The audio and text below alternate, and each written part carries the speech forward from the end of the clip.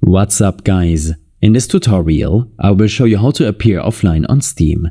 This should be quite an easy tutorial. For more information, click on the first link in the description below.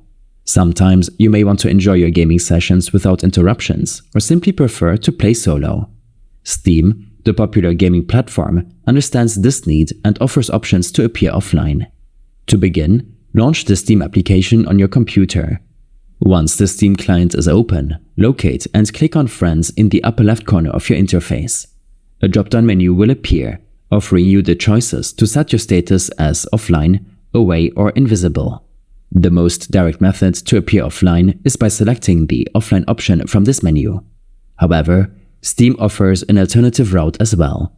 Navigate to the Friends and Chat section located at the lower right corner of your screen and click on it. In the subsequent pop-up window, click on the small arrow icon next to your Steam username. Here, you'll find similar status options as before, but with the addition of the Do Not Disturb feature. The Do Not Disturb mode is particularly useful. When activated, it not only sets your status to appear offline, but it also mutes all incoming chat notifications.